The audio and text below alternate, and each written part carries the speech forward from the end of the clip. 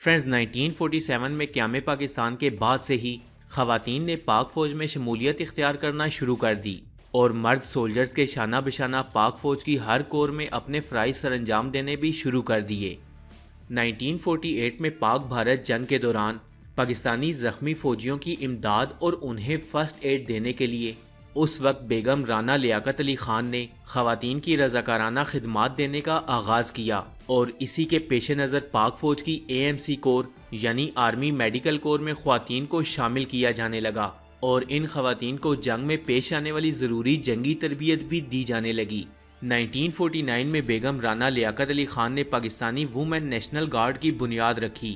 اس وقت یہی خاتون اول اس یونٹ کی چیف کنٹرولر تھیں، جنہیں بریگیڈیئر کا عہدہ دیا گیا تھا۔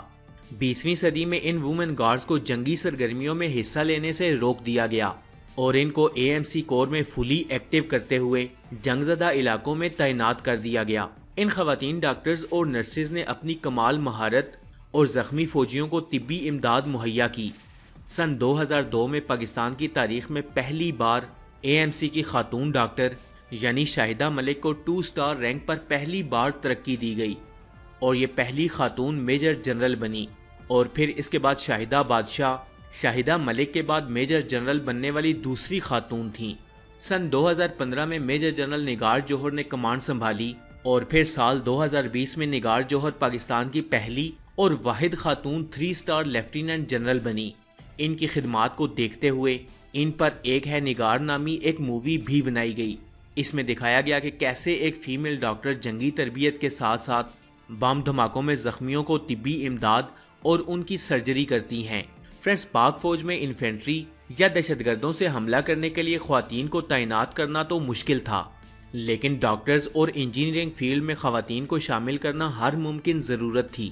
اس وقت پاک آرمی کی خواتین کو جنگ کی تربیت تو دی جاتی ہے، لیکن انہیں کسی بھی ملٹری آپریشن میں انوالو نہیں کیا جاتا۔ سن 2019 کے بعد پاک آرمی کی AMC سے تعلق رکھنے والی خواتین نے اقوام متحدہ کے مشنز میں دوسرے ممالک میں جا کر طبی امداد دیں اور پوری دنیا میں اپنے پروفیشنلزم کا لوہا منوایا۔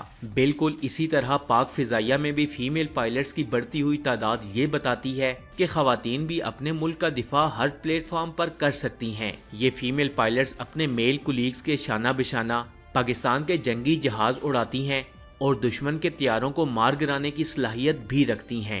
اگر ہم پاکستان کی بحری فوج کی بات کریں تو یہاں بھی خواتین ایڈمنسٹریشن اور انجینئرنگ ڈپارٹمنٹ میں اپنے فرائض سر انجام دیتی نظر آتی ہیں۔ فرینڈز، ویسے تو پاکستانی خواتین کا قومی لباس شلوار قمیض ہے، لیکن ہم دیکھتے ہیں کہ پاکستان آرمی میں خواتین ساڑی پہنے نظر آتی ہیں، وہ اس لیے کہ یہ لباس انتہائی پروکار مانا جاتا ہے۔ آرمی میڈیکل کور میں موجود فیمیل ڈاکٹرز کا یہ لباس انتہائی آرام دہ تصور کیا جاتا ہے، جس میں وہ آسانی سے اپنے فرائض سر انجام دے سکتی ہیں۔ چونکہ ان کو ہاسپٹل کے اندر اپنے فرائض سر انجام دینے ہوتے ہیں، اس لیے ٹراؤزر اور لانگ بوٹس کی ریکوائرمنٹ نہیں بنتی، لیکن وہیں جب یہ ڈاکٹرز UN کے کسی مشن پر کسی دوسرے ملک یا کسی جنگی محاذ پر طبی امداد کے لیے جاتی ہیں تو میل سولجرز کی طرح پراپر وردی میں نظر آتی ہیں۔